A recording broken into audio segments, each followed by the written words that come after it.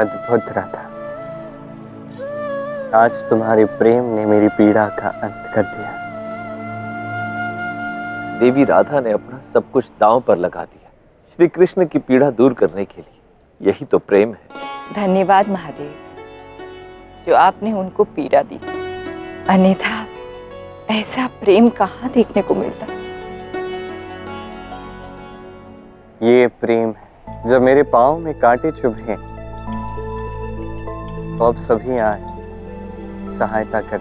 आप सब ने उस कार्य को अपना सौभाग्य समझा, पुण्य लेना चाहा और पुण्य लिया भी।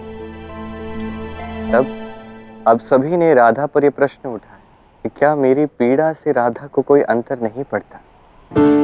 अब जब मैंने स्वयं आप सबसे कहा कि अपने पाँव की धूल निकाल के मेरे शीश पे लगा दीजिए, तो कोई आगे नहीं आया, क्योंकि सबको इस कार्य में पाप का बोध हो चुका था। राधा पुण्य लेने तो आगे नहीं आया, किंतु मेरी इस पीड़ा का निवारण करने के लिए, इस पाप का बोझ उठाने के लिए वो तुरंत ही प्रस्तुत हो गई।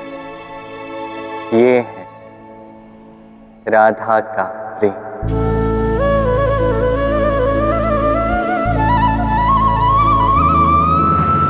सत्य है राधा, श्री कृष्ण के लिए तुम्हारा प्रेम ही सबसे अधिक है। जिससे प्रेम करते हैं उसके लिए पाप का बोझ सह लेने का प्रयास, यही शुद्ध प्रेम है। मैंने जो किया कृष्ण के लिए किया। संसार आज का ये क्षण कदापि नहीं भूलेगा। जो व्यक्ति पुण्य करने के लिए साथ निभाए वो साथी, किंतु जो व्यक्ति अपने प्रेम के लिए पाप का बोझ उठाने के लिए सज्ज हो जाए, अपने प्रेम के लिए ये जीवन ही नहीं अभी तो आने वाले अनेक जन्मों को दांव पर लगा दे, वो ही सच्चा प्रेमी है।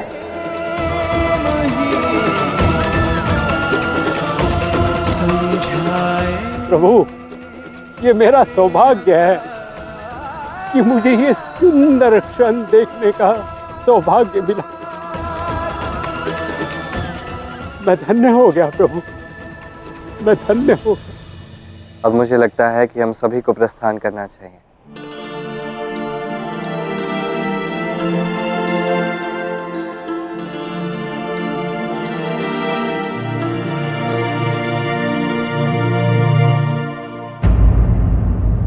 मुझे आभास हुआ है कि मैं इस यज्ञ में बैठने के लिए योग्य नहीं हूं, किंतु मैं श्री कृष्ण से ये कैसे कहूं, कहीं उन्हें बुरा ना लग जाए। और राधा से भी नहीं कह सकती, क्योंकि उसी ने तो स्वयं मुझे इस यज्ञ के लिए चुना है। हे महादेव, ये कैसी दुविधा है। ना बैठ सकती हूँ और ना ही किसी से कुछ कह सकती हूँ। अब आप ही इस दुविधा का हल दीजिए महादेव। इसका हल तो उसी के पास है जिसके कारण ये पल आया है। श्री कृष्ण अब आगे वही निर्णय लेंगे कि उन्हें आगे क्या करना है। नारायण नारायण। प्रभु, अब तो आज्ञा दे ही दीजिए इस दास को। मुझे प्रेम की अंतिम सीख भी मिल गई और प्रेम का वास्तविक अर्थ भी समझ में आ गया। प्रभु, मैंने हट में आकर देवी राधा को आपकी श्रेष्ठ भार्याओं का चयन करने का दायित्व सौंपा, किंतु प्रत्येक रूप में देवी राधा ही आपके साथ यज्ञ में बैठने की योग्यता रखती है। प्रभु, मुझे क्षमा करें, मैं यज्ञ से पूर्व ही यहाँ से प्रस्थान करना चाहता हूँ। उठे।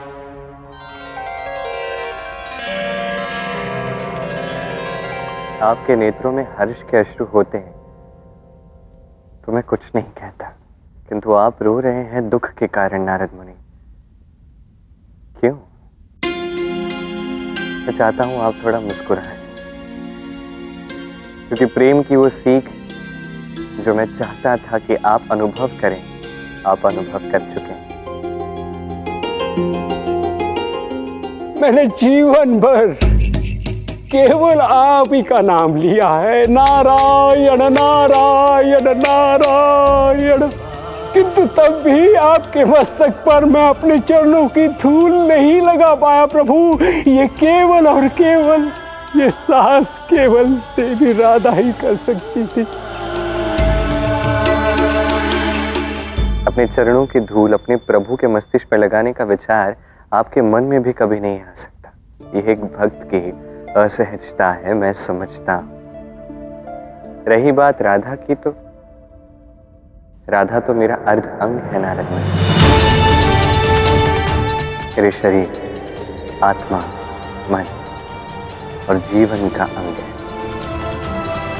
जो मैं ना कर सकूं वो राधा कर सकती है। किंतु आपको एक महत्वपूर्ण बात समझनी चाहिए।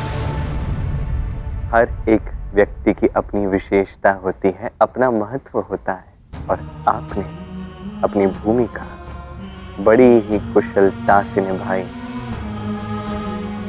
आपका कार्य था राधा को उस क्षण तक पहुंचाना जहां पहुंचकर राधा इस संसार को प्रेम का सही अर्थ समझा सके, और आपने वो अच्छे से किया। इसके आगे का कर्म राधा का ही था। राधा ने ही किया, इस संसार को प्रेम समझा, इस प्रेम को अमर कर दे, तो राधा ने कर दिया। किंतु इस घटना में जितने भी लोग सम्मिलित थे, सभी ने अपनी भूमिका, अपना कार्य अत्यंत श्रेष्ठ रूप से किया है। आपके ये विचार सुनकर ये दुख के आंसू हर्ष के आंसू में बदल गए। यदि आपकी आज्ञा हो तो इस प्रेम के सुंदर अनुभव को जीवन भर के लिए मैं अपने स्मृति पटल पर रख लूं। प्रभु, मैं ये सुंदर क्षण भूलना नहीं चाहता।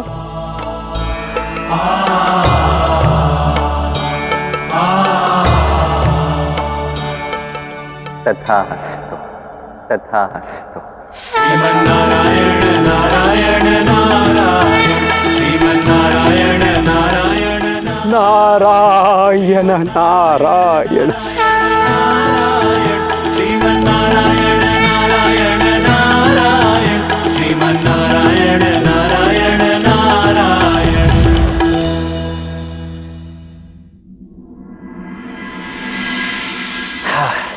चलो, सारे प्रबंध तो पूर्ण हुए। अब यज्ञ का मुहूर्त भी आने को ही है, तो मेरे विचार से कान्हा और अन्य सभी को बुलवा ही लेना चाहिए। सेविका, जाकर द्वारकाधीश को बुला लाइए।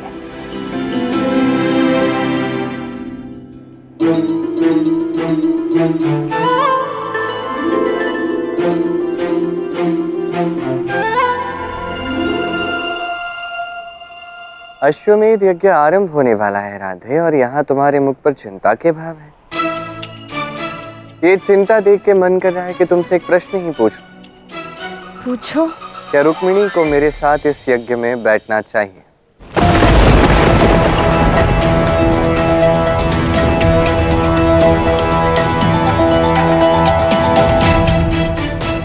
ये बात मैं भी जानता हूँ, तुम भी जानती हो राधे। जो निर्णय तुमने लिया इसके विषय में तुम स्वयं असमंजस में।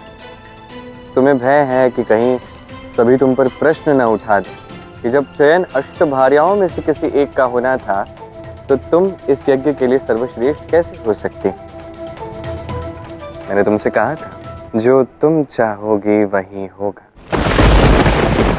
यदि अब भी तुम यही चाहती हो कि रुक्मिणी मेरे साथ इस यज्ञ में बैठे, तो यही होगा राधे।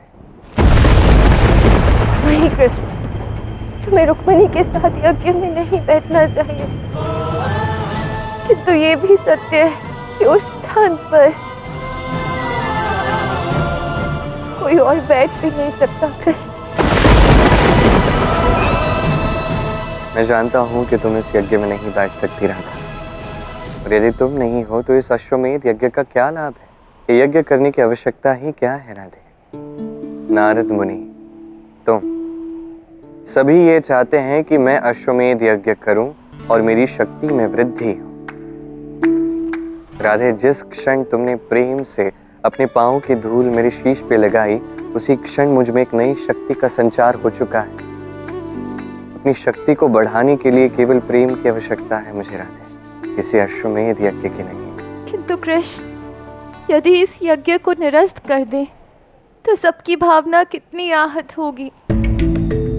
द्वारकावासी और अतिथि सब कितने उत्साहित हैं इस यज्ञ को लेकर, और रुक्मिणी कितनी ठेस पहुंचेगी उसके हृदय को। तुम्हें ऐसा क्यों लगता है कि रुक्मिणी के हृदय को ठेस पहुंचेगी? हो सकता है कि रुक्मिणी भी इस यज्ञ में बैठना ना चाहे।